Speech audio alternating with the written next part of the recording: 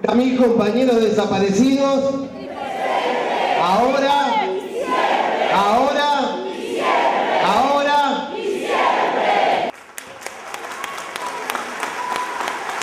Esta vez en la ciudad de Mar del Plata pudimos dialogar con el señor Ricardo Foster. Hubo una nueva plaza. Por lluvia se realizó en el interior de la escuela piloto. La cobertura de lo que vimos con el señor Ricardo Foster para ustedes. Un honor y una excelente posibilidad de tenerte aquí en la ciudad de Mar del Plata, brindándole a los ciudadanos esta posibilidad de escuchar otras voces. Te agradezco, la verdad para mí es bien interesante venir a una ciudad como Mar del Plata, encontrarme con un auditorio que me sorprendió por la concurrencia, no sé cuánta gente había, pero muchísima, en una escuela pública, en un día sábado a la tarde, de lluvia. Creo que lo que hay es mucha necesidad de escucharnos, de debatir, de encontrarse también. Así que celebro que se hagan actividades como la que hoy se organizó en Mar del Plata, ¿no? Escuchamos esa palabra que tiene que ver con olvidarnos de nuestra memoria o cambiar nuestra memoria. ¿De qué se trata esto? Uno de los puntos por los que está avanzando lo que yo caracterizo como una nueva derecha, porque cuando antes hablábamos de derecha, en general lo primero que venía a la mente era una derecha troglodita, meramente reaccionaria, antigua, ultraconservadora. Y ahora creo que hay que aprender a mirar de otro modo, porque hay derechas ayornadas que utilizan con mucha sutileza los medios de comunicación, las nuevas estéticas, que se ofrecen incluso con un rostro amable, políticamente correcto, que aparece casi como progresista, que supuestamente defiende la diversidad, la pluralidad. La pobreza cero. La pobreza cero. Bueno, toda una serie de categorías ligadas también a una gran construcción que proviene del universo del management empresarial, del marketing político, de las nuevas lógicas a través de las cuales el neoliberalismo, que está en la base estructural de esta nueva derecha, va construyendo sentido común, va definiendo nuevas formas de apropiarse de la conciencia ciudadana. Creo que uno de los rasgos es indiferenciar la memoria, pasteurizarla, volverla algo insustancial, donde en realidad no pertenezca a nada potente, no defina nada, sea una generalidad, algo vago. New Age, nihilismo. Es que hay mucho de New Age en esta nueva derecha, mucho de haberse apropiado los movimientos contraculturales de los años 60 y utilizarlos como recursos para hacer algo completamente distinto. Hay una lógica del hiperindividualismo. Es muy difícil imaginar que pueda haber un cultivo genuino de la memoria cuando el ideal que mueve a esta nueva derecha es el de la pura autorreferencialidad hedonística, egoísta, donde el individuo se siente como un otro respecto a la sociedad y a la comunidad. Si es que tomamos en cuenta que nuestra memoria histórica, y sobre todo la memoria del 24 de marzo, la memoria que se guarda en la ESMA, es la memoria de una generación que creyó en valores ligados a la comunidad, a la transformación de la sociedad, a los espacios colectivos. Entonces me parece que hay un intento de apropiación de los símbolos para, insisto, vaciarlos de contenido, para volverlos inermes, para que no tengan significación, para que no tengan potencia, ponerlos como piezas de un museo temático en el que ese pasado ya no tiene nada que ver con nosotros. Y la memoria genuina es siempre una memoria activa, es una memoria que cada generación y cada época de alguna manera vuelve a actualizar, ¿no? Entonces ahí creo que claramente hay una disputa. La memoria de la generación de los 70 no tiene nada que ver con los valores que estructuran las políticas del PRO, absolutamente antagónico. Entonces, ¿qué tiene que hacer un gobierno que defiende políticas neoliberales, que defiende una nueva alianza con Estados Unidos, que está detrás de tratados de libre comercio, que ha favorecido absolutamente al poder económico concentrado desde que llegó al gobierno con los ideales de la emancipación, de la igualdad, de la distribución de la renta, de un Estado activo? No tiene nada que ver con un ideal latinoamericanista cuando lo que se busca es reconstruir los lazos, sobre todo de profunda dependencia con Estados Unidos, una derecha que negocia soberanía, cambio de endeudamiento, cerrando de una forma horrible un camino virtuoso que fue el del desendeudamiento de los gobiernos de Néstor y Cristina Kirchner. Más allá de los globos de colores, de la revolución de la alegría, cada medida que viene tomando el macrismo profundiza la grieta social y política en nuestro país. ¿Por qué Obama se vuelca a América Latina? ¿Por qué se mete con Cuba primero y luego aquí a nuestro país? En años previos, Estados Unidos estuvo muy involucrado en otras regiones del mundo. Desde septiembre del 2001, los atentados a las Torres Gemelas, etcétera, etcétera, la política norteamericana se dirigió más a Medio Oriente, a Afganistán, a Irán, Irak, las guerras, entre comillas, la lucha contra el terrorismo, y de alguna manera dejó en parte de lado lo que los norteamericanos siempre pensaron como su patio trasero, América Latina. En el mismo contexto histórico, aunque eso sucedía, en América del Sur sobre todo, surgieron experiencias político-populares bajo la forma democrática que expresaron una perspectiva muy diferente a lo que había sido el dominio abrumador de las políticas neoliberales en los años 90, desde la llegada de Chávez, que fue el adelantado, hasta después la experiencia de Lula en Brasil, de Néstor en Argentina, Evo en Bolivia, Correa, etcétera, etcétera. América del Sur comenzó un camino a contracorriente, un camino de autonomía, de soberanía, de construcción de lazos muy estrechos. La decisión histórica aquí en Mar del Plata en noviembre de 2005 de decirle no al ALCA, de rechazar la oferta de Bush del Tratado de Libre Comercio. Hoy ha cambiado la política de Estados Unidos, vuelve a ver y a mirar a la región, ha participado muy activamente en la desestabilización de los gobiernos democráticos populares, ha trabajado Estados Unidos con esa suerte de bombardeo sistemático que esos grandes medios concentrados de comunicación ejercen en cada uno de los países. Obviamente que hay una doble movimiento, Obama va a Cuba, y como para equilibrar la balanza y no producir el espanto que genera en la derecha republicana, viene a la Argentina a consagrar a un nuevo presidente que representa en la Argentina, y esta es una paradoja interesante, lo que sería una política republicana. El equivalente de la derecha republicana norteamericana es el macrismo en la Argentina, y sin embargo Obama, que viene del Partido Demócrata y que se muestra a sí mismo como alguien que defiende ideas avanzadas, en la Argentina defiende la restauración neoliberal. Luego estar en Cuba para apaciguar viene a la Argentina. Sí, yo creo que aparte Argentina ha sido el primer eslabón que se rompe dentro de lo que es el movimiento que generaron los gobiernos progresistas en nuestro continente. Y van por Dilma ahora. Sin dudas. Aparte estamos viviendo una experiencia de nuevo tipo, que es la captura de la democracia por el Poder Judicial. Esto es gravísimo. Es decir, el Poder Judicial, que dentro de la estructura de la República es el único poder que no tiene que legitimarse a través del soberano, que es el pueblo y que ejerce soberanía a través del voto. El Poder Judicial en nuestros países es el garante último de la continuidad de los poderes corporativos, sobre todo de estos giros hacia modelos de financiarización del capitalismo, neoliberales, etcétera, etcétera. Nuevas formas de golpismo, golpes blandos, golpes amparados en las constituciones, lo vimos en Honduras, lo vimos en Paraguay, intentos en Ecuador, lo que hoy es un proceso de debilitamiento y horadación del gobierno legítimo de Dilma en Brasil. Vemos también en la Argentina la citación a Cristina el 13 de abril que hace el juez Bonadío. Es parte de las nuevas formas que asumió la destitución en América Latina. Ya no es el golpe de Estado tradicional. Ahora se utilizan los recursos propios de la estructura judicial, la propia democracia, para ponerlos al servicio de políticas neoliberales.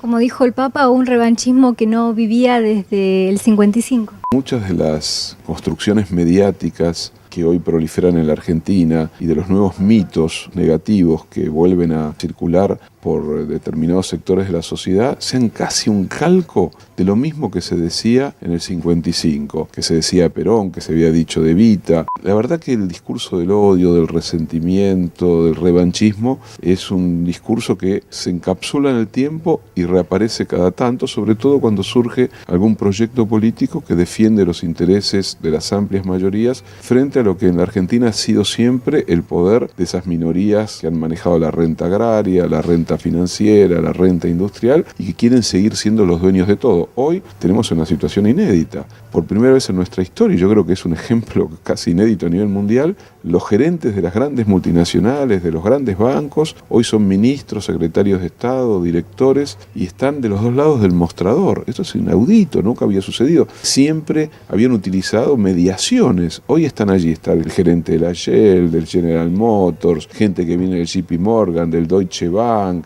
de cuanta multinacional, de Monsanto, de Techin. Es una cosa impresionante y todas las medidas que se han tomado tienden a beneficiar a ese gran capital, tanto de las grandes empresas internacionales como de los grandes bancos internacionales. Esta es una alianza de la banca internacional y de las grandes empresas multinacionales que ha hecho del gobierno de Macri el mejor representante de sus intereses.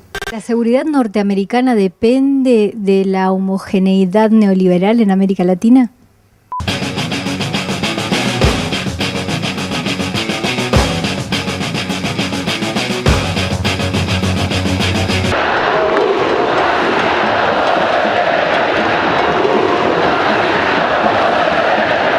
Y cada uno de nosotros trajo una pala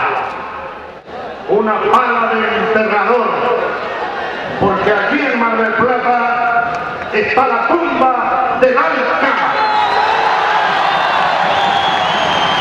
Uno de los grandes esfuerzos de estos últimos años ha sido crear un ámbito de unidad latinoamericana, profundizar y expandir el Mercosur. Se incorporó, por ejemplo, a Venezuela, crear la UNASUR, la CELAC, que incorpora también a los países del Caribe y de todo el resto de América Latina. Ha habido un esfuerzo enorme y eso fue una visión estratégica de los grandes liderazgos del continente, sobre todo esa trilogía tan potente que fue la que integraron Chávez, Lula y Néstor Kirchner. Esto se borra de un plumazo. Si el Mercosur acuerda con la Unión Europea, se vuelve más neoliberal y es un ataque directo a la CELAC y a la UNASUR. Por supuesto, yo creo que estamos viviendo un proceso de restauración neoliberal en América Latina que implica, entre otras cosas, el avance hacia los tratados de libre comercio. El ejemplo más ominoso de lo que es un tratado de libre comercio es el que une a México con Estados Unidos y Canadá, básicamente con Estados Unidos. La tragedia social, económica que vive México desde que ha firmado y es parte del Tratado de Libre Comercio está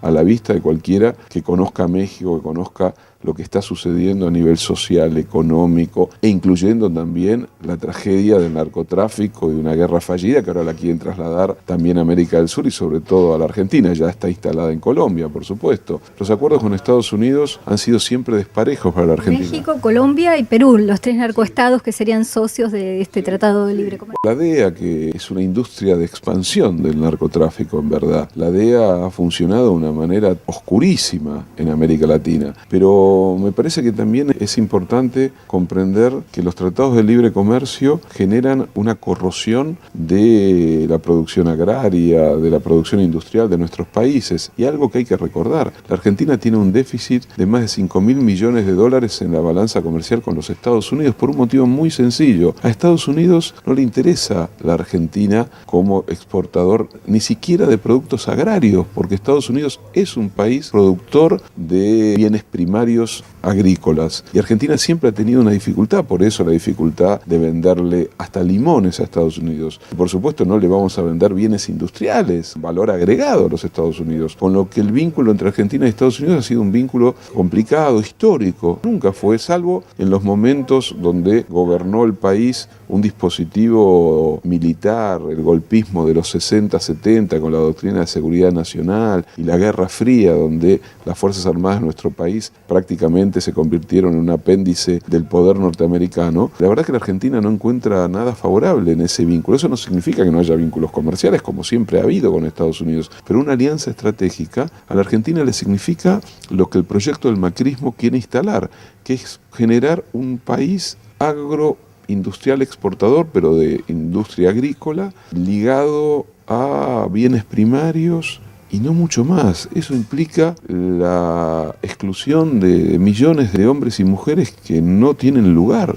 en esa concepción, en ese proyecto. Y creo que eso tiene que ver también con los proyectos de desindustrialización y de extranjerización de nuestra economía que se iniciaron con Martínez de Oz en la dictadura, ¿no? Un tratado de Transpacífico que va a impedir que tengamos remedios genéricos. La gente pobre no tendría acceso a la medicación. ¿Por cuántos años? Y también las semillas transgénicas y este monopolio de Monsanto. Los derechos de los trabajadores. Habría que agregar algo más. El macrismo está invirtiendo todos los términos del ordenamiento económico de los 12 años del gobierno de Néstor primero y de Cristina después, ¿no? Eso significa liberalización de las importaciones. ¿Qué consecuencia trae la liberalización de las importaciones? Que la industria nacional no va a poder competir con el sudeste asiático. Es imposible competir con China, con Taiwán, con Hong Kong, con Indonesia, con la India, que tienen una capacidad de producción y con salarios bajísimos, que hace que la invasión de productos importados lleve al colapso sobre todo a la pequeña y mediana empresa, que es la gran generadora de empleo en la Argentina. Eso significa crecimiento de la tasa, inmediatamente, crecimiento de la tasa de desocupación, pero también el macrismo ha avanzado de nuevo en una profunda liberalización del mercado financiero. Eso implica iniciar otra etapa de bicicleta financiera, para que lo entienda la gente. Las tasas están a más del 38%. Van a llegar dólares que son dólares puramente especulativos, que se van a transformar en pesos, que se van a colocar a intereses a tasas altísimas, que los van a mantener mientras les garanticen una continuidad del valor dólar. Van a salir del peso cuando tomen las ganancias, la van a volver a transformar esas ganancias en dólares y van a fugarse de la Argentina. ¿Cómo pasó? Y si hay un corralito, se van a enterar los mismos de siempre. Pero por supuesto, entonces me parece que quizás la paradoja de este tiempo histórico es que la Argentina ya conoció estas recetas y que hoy vuelve a repetir errores, no son en realidad errores cuando alguien se equivoca. Ellos no se equivocan, van por lo que quieren ir, por la apropiación de la renta, por de vuelta recuperar lo que había beneficiado en estos años al sector de los asalariados, de los trabajadores. Quieren que el salario en Argentina sea bajo, están cansados de que sea el salario más alto de la región, quieren salarios al modo como se pagan en la India, quieren gente que trabaje en tecnología pero ganando 2 pesos. Este es el modelo que está detrás de la lógica neoliberal. Y el ajuste significa trasladar una masa de dinero que iba al mercado interno a la especulación financiera.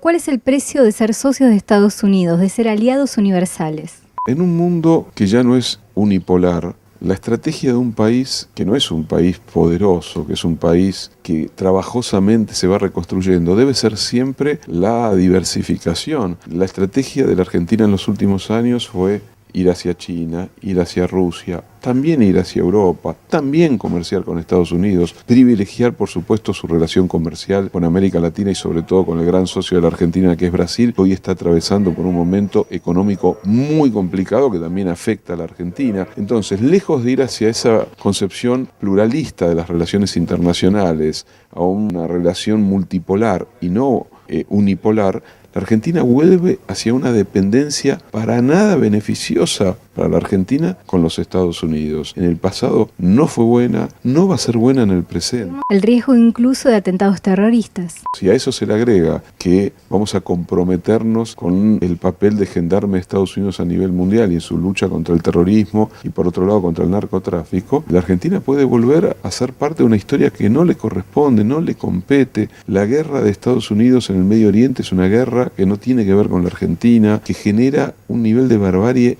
impresionante y creo que hay que tener mucho cuidado. Ya vivimos, como vos lo decías. Ha tenido un día muy extenuante y sin embargo nos ha brindado su tiempo, ha sido usted muy amable, muchas gracias por haber estado con nosotros. Gracias por la entrevista y creo que la energía circula por todos, cada uno necesita encontrarse con aquellos que comparten una misma mirada, que tienen los mismos sentimientos y las mismas preocupaciones en relación a lo que está pasando en nuestro país. Así que este tipo de actividades, la plaza de hoy a la tarde u otras plazas en otras ciudades del país, es parte de esa energía que circula por muchos lados de la Argentina. Muchas gracias. Por nada. Bueno, muy agradecida. Por nada.